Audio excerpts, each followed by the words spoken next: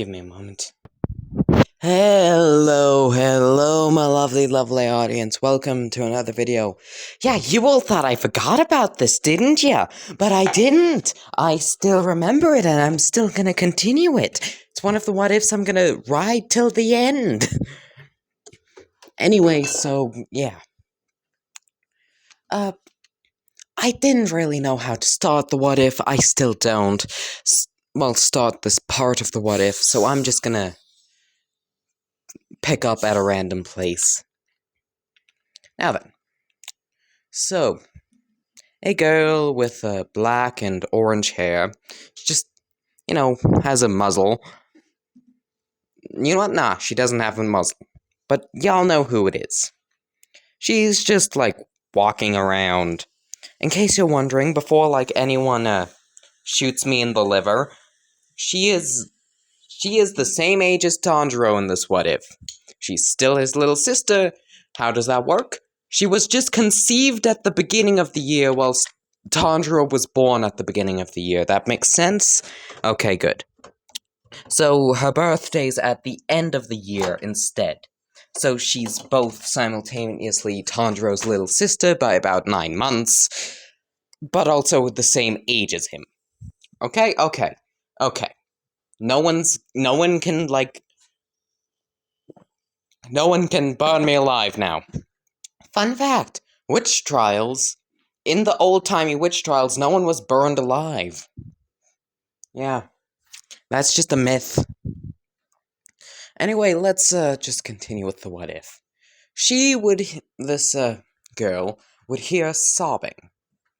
She would go to the sobbing, and, well, she would see Izuku.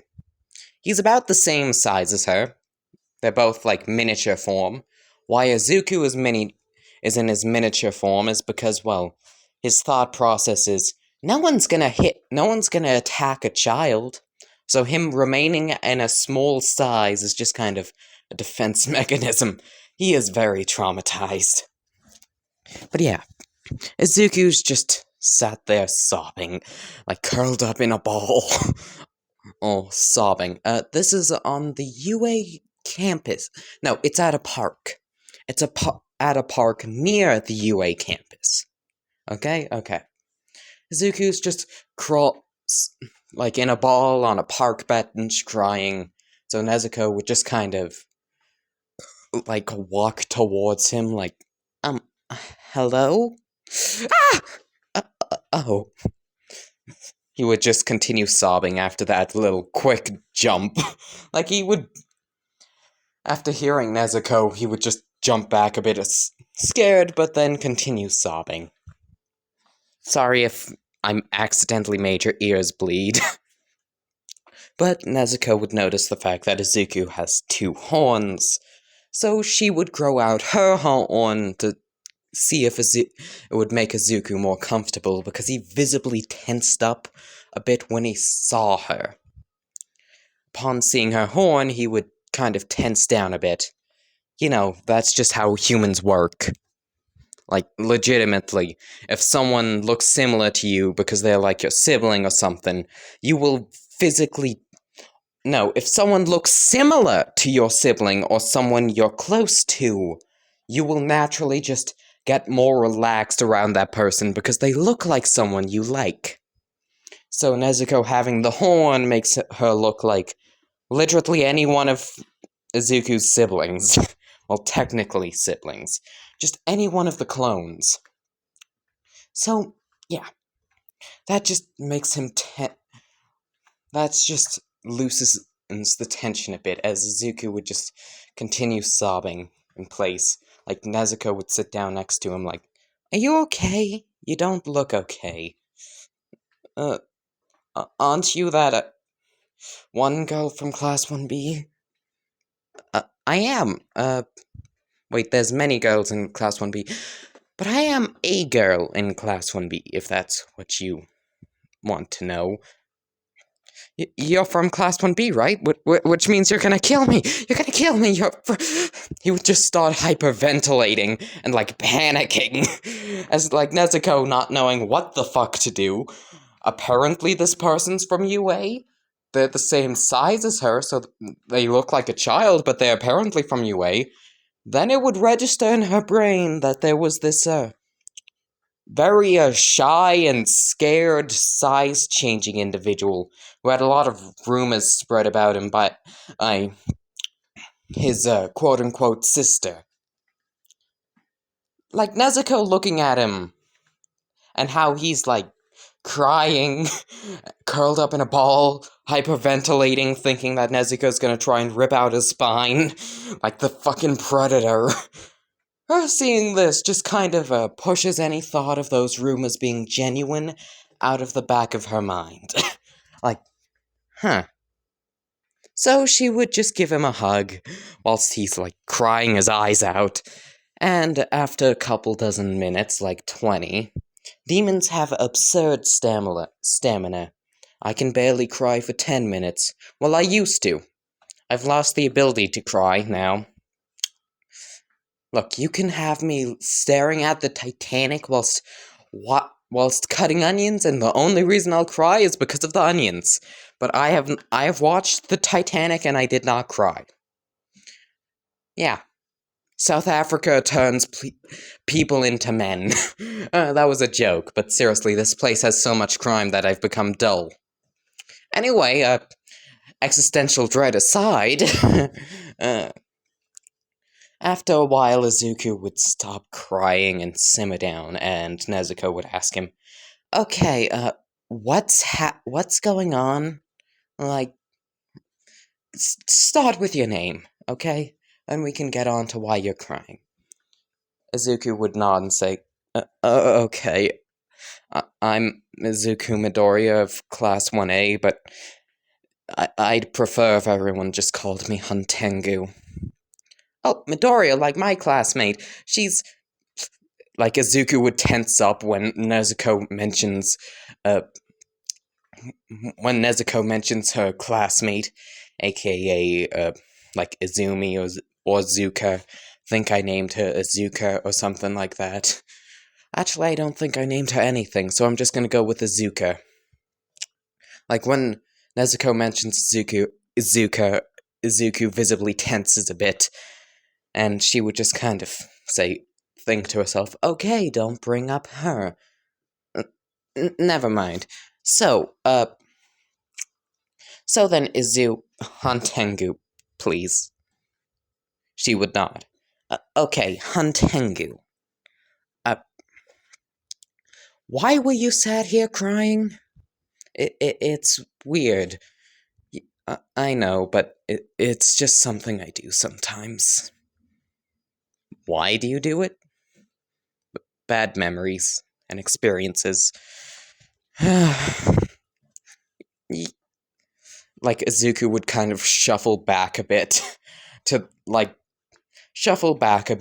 whilst to the corner of the bench, as he would say, "Sorry if I'm being weird or anything with you, it's just that I get more tensed up around women. Is it because of social anxiety, or..." "No, it's the reason I'm crying right now.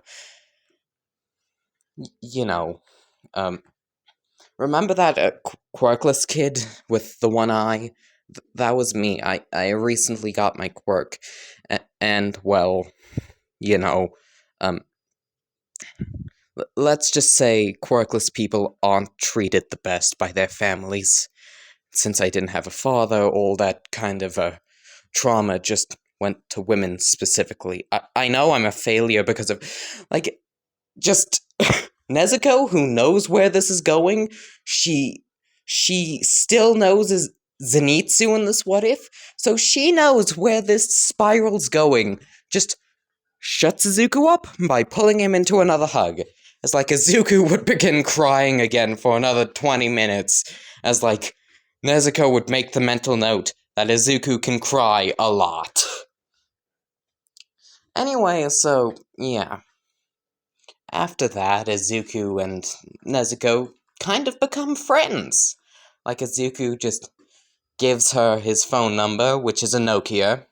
His phone number is literally his phone is a fucking Nokia. Why? Because it's funny. I find it funny that a Nokia could have existed hundreds of years in the future, like 300 years into the future, and a Nokia is still in one piece. Perfectly fine. So, yeah. You know what? No, it's a regular phone, because at this point, the average Nokia from like 2001 would become a collector's item and become extremely valuable. So, yeah, it's just a regular old phone. Anyway, so, yeah. Izuku and Nezuko would trade, like, phone numbers and become friends. Yeah, so then, time skip a little bit. Time skip about a week or two. Izuku has been attempting to get more control over his quirk, specifically Zahaku-ten. Specifically him. We can guess why. Insert evil laughter in the background. But yeah. So, one day, Mina... The reason Izuku is more comfortable with Mina around is because she has horns. Like, that's it. Mina has 2 horns, which remind Izuku of, like, this bunch. So that's why he's so chill around Mina. She also has, like, black eyes, which also helps. You know, her eyes don't exactly look like that of an average human. Her eyes kind of look like a demon's eyes, so, yeah. In case you're wondering, I don't really plan on putting in that much, like, fighting in this video, because I have fighting planned out, like all the cool shit, but I just don't know how to get there, and I need help. Oh, yeah, also, I require assistance. What should I do with this? I want to do something with this picture, but I don't know what. So, yeah, tell me in the comments. So, yeah. Just, Mina's eyes are vaguely reminiscent of Urogi's over here. So, yeah, that's kind of her saving grace. And her pink skin. Just reminds Izuku of these. So, yeah. Anyway, so, Mina would walk into the kitchen, like the UA kitchen. Wait, does UA have a kitchen? Is that before or after the dorm rooms are constructed? Like, the UA, a Class 1A living space. Like, living room type thing. Is that, like, is that, like, a sports festival after only thing? Oh my goodness, my memory's failing me. Dementia is a non-specific disease. Oh my goodness. Yeah. I'm just gonna go with, I'm just gonna go with, it was around before the dorm rooms were constructed.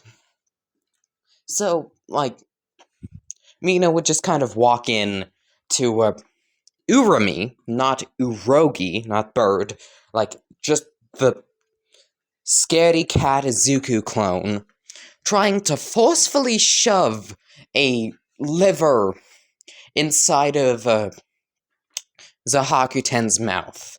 As, like, Zahaku-ten, who's busy holding Urumi back, is like, I do not eat peasants! Come on! Pork is the most similar animal to humans aside from actual monkeys. I'm sure it's good.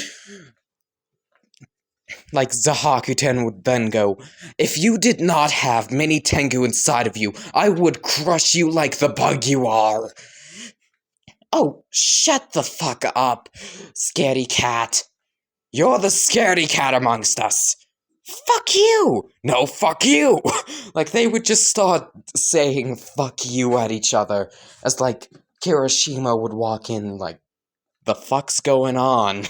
Mina would shrug, like, I don't know.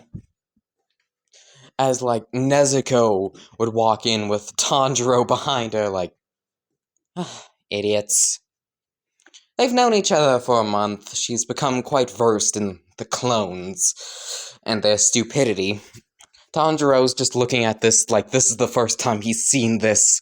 So they're both like blankly staring at this for different reasons. As like, you know, Zahaku-ten would go, I require some kind of fine meal, something better.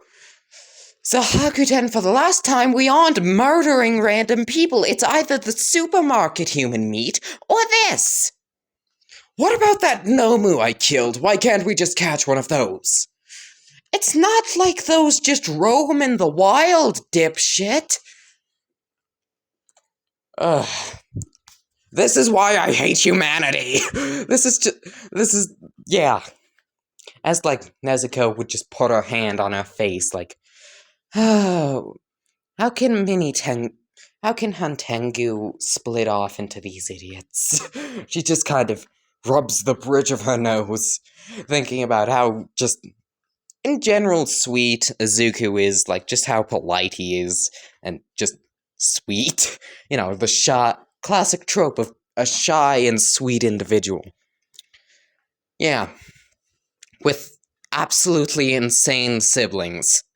Like, yeah, she's just tired with this, done with this already. Mina is the polar opposite. She is recording this. She plans on putting it everywhere. As, like, yeah. Anyway, yeah, I'm just planning on using this part specifically for, character growth and character bonding. So I guess you could call it a filler part, or like a prelude part, whatever. I guess you could call it that. But, yeah. Things will probably be more intense in the next part, once I figure out how to smoothly go into those things. And to do that, I have to unload all these ideas I have. So, yeah. Anyway, so, yeah, that's happening. As, like, Nezuko would just sigh and say, Zahaku-ten, just eat it. If you don't like it, throw it up in the trash. Zahaku-ten would just kind of turn to face her, still holding the pig liver, like, away from him, like, as he would go, Oh, you have no room to speak, you overly cute Teletubby. I could punch you out of that window. Like, Nezuko would just kind of look at him like, I don't know whether to be flattered or insulted. Like, Tanjiro is very angry, but doesn't know what to feel angry about. He doesn't know whether that was flirting, or, like, Zahaku-ten insulting his sister. He can't tell. As, like, Urami would just go, yeah. No, Kirishima would go, what? Like, yeah, Kirishima's just confused, like, was that an insult or a compliment? Urami would just kind of look at them and go, look, I don't know with this guy either. I'm pretty sure that's his actual superpower, just the ability to insult people, but compliment them at the same time. It is unknown to me or the other clones whether this man before me, whether he actually insults us or whether he hates us or loves us. Basically that. Oh, shut up, you, before I break your spine! You can't do anything because Mini Tengu's inside of my heart, not yours. Like, Tanjiro, who had cooled off by now, would just go, I'm sure you both love your sibling plenty. Like, Urami would just kind of look at him like, bitch. He would just have that expression as Urami would go, I mean literally. We are Mini Tengu's quirk. He's trying to get more control over this fucker. He would just kind of use his head to gesture gesture at Zahakuten, who's busy struggling as, like, Nezuko's trying to shove the pig liver in his throat. Yeah. And things were going good until it was eating time and this man demanded fresh human body parts. So we went out, killed a pig, and brought him back the corpse. Well, killed a boar.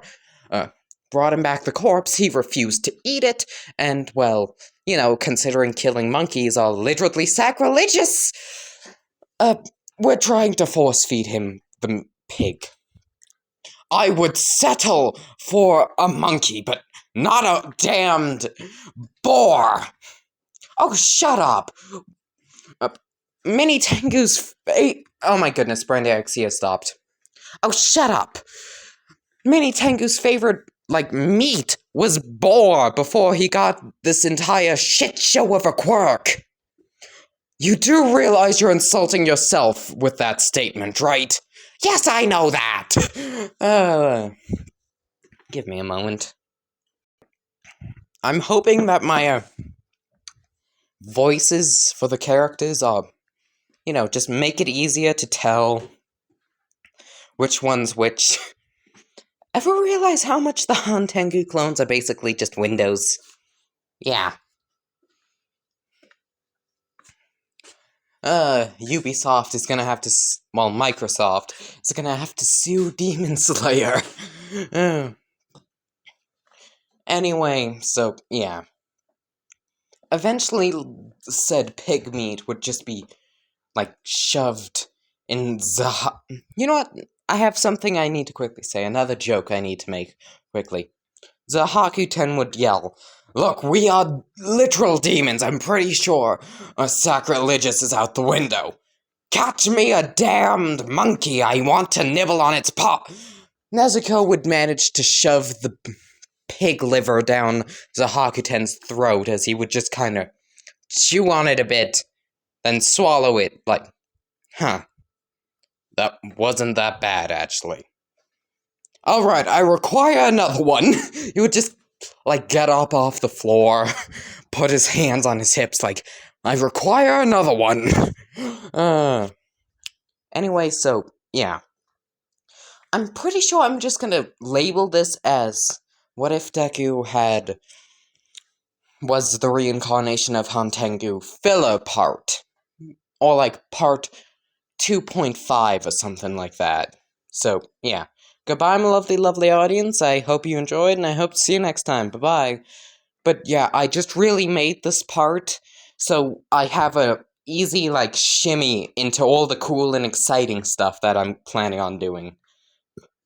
And also, like, you know, just to show, character bonding, because that's also an important part of stories, because characters that barely talk can't exactly be best friends, now can they? Anyway, goodbye, my lovely, lovely audience. I hope you enjoyed, and I hope to see you next time. Bye! Oh my goodness. The sports festival is gonna be immaculate. I can tell you that.